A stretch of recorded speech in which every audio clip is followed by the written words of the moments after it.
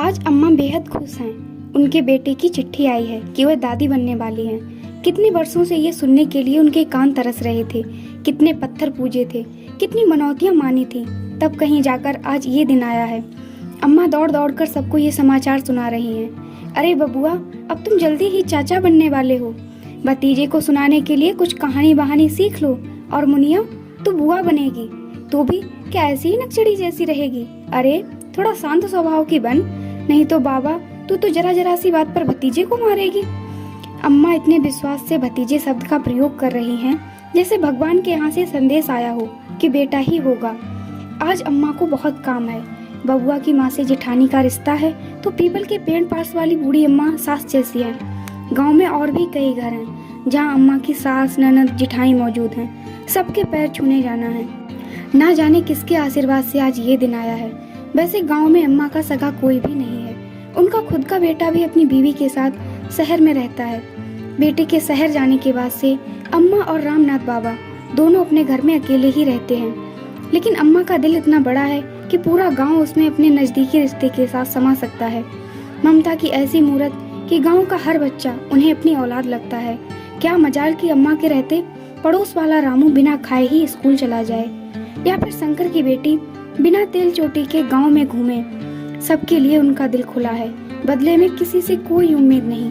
किसी ने हंसकर बात की तो भी अपना, नहीं बात की तो भी अपना।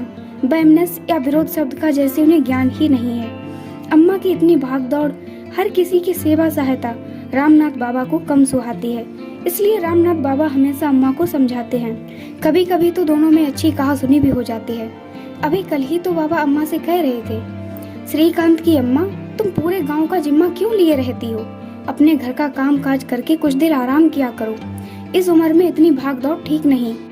लेकिन तुम्हें तो कभी किसी का पापड़ बनाना रहता है, कभी किसी की बड़ी, किसी की बहू बीमार है तो किसी का बेटा परदेश से आया है। सारा भार तुम्हारे ही ऊपर है। बस तुमसे तो कोई प्यार से बोल भर दे कि तुम उड़ेल देती हो अपनी ममता की गागर। अम्मा कहाँ सुनने वाली थी। उनका दिल और दिमाग इतना संकरा नहीं था। अम्मा ने रामनाथ बाबा से कह दिया, देखो जी, हम 2 जन के लिए बनाने खाने में समय ही कितना लगता है। खाली पड़े पड़े घर में कुड़ते रहने या फिर गांव भर की बेटी बहुओं की बुराई करने से तो अच्छा है कि सबको अपना समझकर उनके बीच हंसते हंसाते दिन बीत जाए। जिंदगी में रखा ही क्या है, अपना बेटा भी तो दूर है। वक्त जरूरत यही लोग हमारे काम आएंगे। कल को जब मरेंगे तो रोने वालों की कमी नहीं रहेगी। वैसे जानने को तो रामनाथ बाबा भी जानते थे कि मेरे कहने सुनने का कुछ असर उन पर नहीं पड़ेगा। अम्मा भीतर से जितनी भावुक हैं उतनी ही सख्त और सजग भी। किसी के कहने सुनने से उनकी भावुकता में कोई फर्क नहीं पड़ता।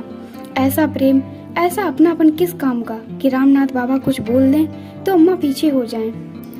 जब कदम बढ़ाया है तो सख्ती से, सजगता से अंत तक उसका निर्वहन भी करना है। गजब का दिल पाया है अम्मा ने। वैसे अपने घर को बिलखता छोड़ सिर्फ नाम के लिए समाज सेवा करने वाली समाज सेविकाओं जैसी नहीं है अम्मा। अपने घर को बड़े यत्न से संभाला है अम्मा ने, कोई कसर नहीं छोड़ी। इसलिए रामनाथ बाबा भी अभी अम्मा को बाहरी झंझट में ना पड़ने की हिदायत देते थे, किंतु मन ही मन पत्नी के विशाल हृदय को देख गर्वित होते थे। आज उन्हीं अम्मा के घर खुशी का इतना बड़ा पैगाम आया है। इधर 10-15 दिन से अम्मा कुछ कम दिख रही थी। कल मैंने पूछ ही लिया, अम्मा आजकल आप कहाँ रहती हैं? बहुत कम दिखती हैं। अम्मा तुरंत धोती समेटते हुए मेरे पास बैठ गई थी, जैसे उन्हें इंतजार ही था कि कोई उनसे उनकी व्यस्तता का कारण पूछे। और फिर पूरे 15 दिन का ब्यौरा दे डाला था उन्होंने। क्या करती मुन्ना की बहू, अब ज्यादा समय ही कहाँ है कि बैठकर दिन बिताऊं। बहू को बच्चा होने में सिर्फ 2 महीने ही तो बचे हैं। अब जब इतने दिन पर हरियाली आई है तो नेक मांगने वाली नेक मांगेगी ही, उसकी व्यवस्था तो करनी ही पड़ेगी। नाउन कह रही थी कि अम्मा खाली धोती से काम नहीं चलेगा, एक आध सुनहली चीज पहनूंगी। अब नाउन को दूंगी तो बनिया चुमेवे की थाल लाएगा, वह भी तो ठनगन करेगा। भले ही हरकू नाड़ा नहीं काटेगी, लेकिन नेक तो उसे भी चाहिए। अब नर्स और अस्पताल का फैशन हो गया तो उसमें हरकू का क्या दोष? एक सुलझे विचार की मुद्रा में बोल गई थी अम्मा। फिर थोड़ा सा रुककर सोचते हुए आगे बोली, बहू के लिए सोंठ के लड्डू की व्यवस्था भी करनी है। कल गणपत के यहाँ गई थी, शुद्ध घी के लिए बोल आई हूँ। कह रहा था कि सबको 100 रुपए किलो देता हूँ, तुम्हें 70 लगा दूंगा। मैंने उससे कह दिया कि पैसे की कोई कसर नहीं रखूंगी, हाँ माल शुद्ध होना चाहिए। आपका खाया पिया ही काम आता है, नहीं तो शरीर टूट जाता है। सो तो है अम्मा, अब आप हैं जो बहू की इतनी जतन कर रही हैं। हर सास ऐसी नहीं होती है। श्रीकांत भैया की बहू किस्मत वाली है जो आपको सास के रूप में पाई है। अपनी प्रशंसा सुनकर अम्मा के चेहरे पर गुलाबी रंगत आ गई। फिर मुस्कुराते हुए वह अपनी आगे की तैयारी बताने लगी। मोती सुनार के यहाँ भी मैं गई थी। वह भी उधारी में 2-4 जोड़ चांदी की पायल देने को तैयार हो गया है। अब मुन्ना की बहू सबको सुनहले की आशा है तो कम से कम चांदी का तो दे ही दूं। नाती के लिए सोने की चेन बनाने को भी बोल आई हूँ। 2-4 जोड़ी कपड़े भी तो लेने पड़ेंगे, आखिर दादी हूँ मैं। मैंने कहा अम्मा, इन सब कामों के लिए श्रीकांत भैया पैसे देंगे ही, तुम क्यों इतनी चिंता कर रही हो, सब हो जाएगा। अम्मा अपने सिर से खिसकती हुई धोती को ऊपर खींचते हुए बोली थी, मैं श्रीकांत के भरोसे थोड़े बैठूंगी बहू, उसकी भी कौन सी बड़ी नौकरी है। शहर का खर्चा तो जानती ही हो, गांव जैसा कहाँ कि कोई आया तो गुड़ पानी देकर फुर्सत मिले। फिर शहर में भी तो उसके यार दोस्त खाने खिलाने को कहेंगे। दोनों जगह का खर्च वह कैसे कर सकेगा। यहाँ का तो सब मैं ही संभालूंगी। अपने बाबा को तो जानती ही हो, दुनिया इधर की उधर हो जाए उन्हें कोई फर्क नहीं पड़ता। मैं सलाह मशविरा करती हूँ और वो हैं कि हाँ हूँ कहकर बात को टाल देते हैं। अचानक अम्मा का चेहरा दुखी हो गया। नम आंखों को पोंछते हुए बताने लगी, कल श्रीकांत की चिट्ठी आई थी। बहू सौर के लिए मायके जाएगी, यहाँ उसकी देखभाल नहीं हो पाएगी। फिर जैसे खुद को ही समझाते हुए बोली, वहाँ उसकी माँ है, देखभाल कुछ अधिक जतन से होगी।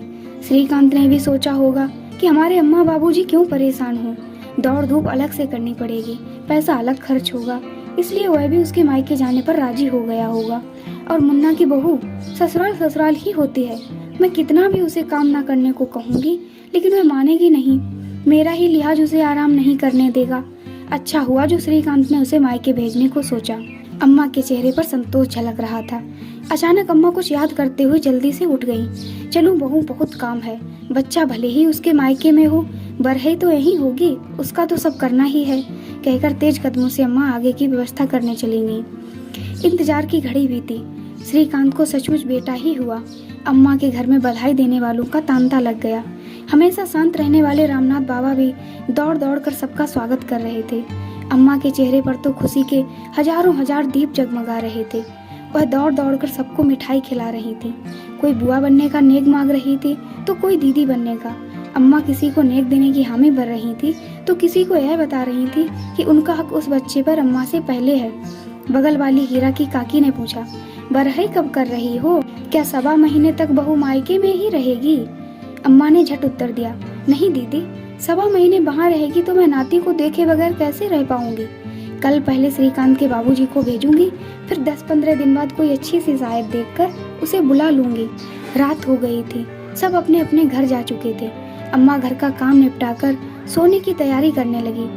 बिस्तर पर लेटी तो, लेकिन आज अम्मा को नींद नहीं आ रही थी। बरसों से संजोया हुआ सपना आज साकार हो गया था। चेहरे पर इंतजार खत्म होने का तृप्ति भाव था और मन में बरही कार्यक्रम की उधेड़ बुन। दिल पोते के काल्पनिक चेहरे पर टिका हुआ था। कैसा दिखता होगा, जरूर श्रीकांत जैसा ही होगा। उन्हें 28 साल पहले का नन्हा प्यारा गोल मटोल आंखों वाला श्रीकांत याद आ गया। कितना प्यारा था श्रीकांत, सफेद रुई के फाहे जैसा। वह तो लोबान के धुएं से सेंकते सेंकते उसका शरीर ललचर पड़ गया था। सिर में नरम नरम काले बाल, साक्षात कन्हैया दिखता था। अम्मा को लगा श्रीकांत उनके बगल में लेटा हुआ कि हाँ कर रहा है, ठीक 28 साल पहले जैसा। समय इतनी जल्दी बीत गया। वही नन्हा श्रीकांत आज बाप बन गया है, एक सुंदर सी बेटी का बाप। हाँ, सुंदर ही होगा उनका एक पोता। आखिर उनकी बहू भी तो लाखों में एक है। वह जिसको भी पड़ा होगा, लेकिन होगा सुंदर ही, अम्मा को पूरा भरोसा है। उस रोज अम्मा अपने घर के आंगन में कुछ उदास बैठी थी। मुझे लगा शायद तबीयत ठीक नहीं होगी, इसलिए पास जाकर हालचाल पूछने लगी। बहुत यत्न से रोके गए उनके आंसू मुझे देखते ही लुढ़क पड़े। आंखों को पोंछते हुए बताने लगी, आज श्रीकांत की चिट्ठी आई है। बहू के मायके वाले बरहई अपने घर में करना चाहते हैं। लिखा है कि इतने दिन से सेवा सहायता कर रहे हैं, अगर बरहई के लिए अपने यहाँ बुला लूंगी तो उन लोगों का मन टूट जाएगा।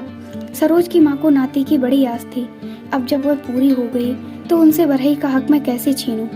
उसने आगे लिखा है कि वह शहर से सीधे वहीं चला जाएगा और वहाँ से बाबूजी को भेज देना।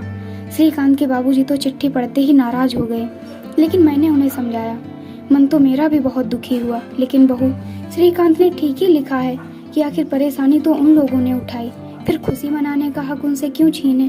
तुम्हारे बाबा के हाथों बच्चे का कपड़ा और चैन भेज दूंगी। फिर बहू शहर जाने से पहले तो यहाँ आएगी ही, तब गाना बजाना करके मैं भी अपना शौक पूरा कर लूंगी। अम्मा मंत्रवत कह गई थी।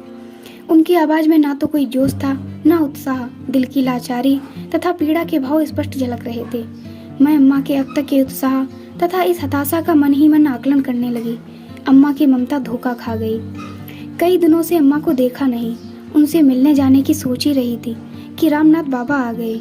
मुझे लगा श्रीकांत भैया की बहू घर आई है, यह संदेशा देने आए होंगे, लेकिन आते ही वह क्षीण आवाज में बोले, मुन्ना की बहू, अपनी अम्मा को समझाओ, कल से खाना नहीं खाई है। मैंने कारण पूछा तो बाबा ने बताया, कल श्रीकांत ससुराल से ही अपनी बहू तथा बच्चे को लेकर शहर चला गया। कह रहा था कि छुट्टी नहीं है, यहाँ आने पर 4-5 दिन बेकार चले जाते, सो फिर कभी लंबी छुट्टी लेकर आराम से आएगा। मैं अम्मा के पास तो आ गई, लेकिन समझ नहीं पा रही थी कि पेड़ से टूटे हुए सूखे पत्ते को भला कैसे सहारा दे पाऊंगी। मैंने अम्मा की तरफ एक दर्द भरी दृष्टि डाली। उनके चेहरे पर अव्यक्त पीड़ा मुझे साफ दिख रही थी। वह लगभग कराहती हुई आवाज में बोली, श्रीकांत 2-4 दिन के लिए आकर मुझे मुंह में नहीं डालना चाहता था, इसलिए फिर कभी लंबी छुट्टी लेकर आएगा। बहुत प्यार करता है मुझे। वह तो बच्चे को देखने का बहुत मन था, इसलिए मैं दुखी हो गई। मैं हतप्रभ थी। ममता की इस मूरत को भला मैं क्या समझाऊं। समझना तो श्रीकांत जैसे बेटों और सरोज जैसी बहू को चाहिए, जो माँ की निश्चल ममता को ठग लेते हैं। वैसे मन ही मन समझ अम्मा भी रही थी, बेटे के प्यार को, और समझ मैं भी रही थी अम्मा की व्यवस्था को। अगर आपको ये कहानी अच्छी लगी है तो प्लीज वीडियो को लाइक, शेयर और सब्सक्राइब जरूर करें। धन्यवाद।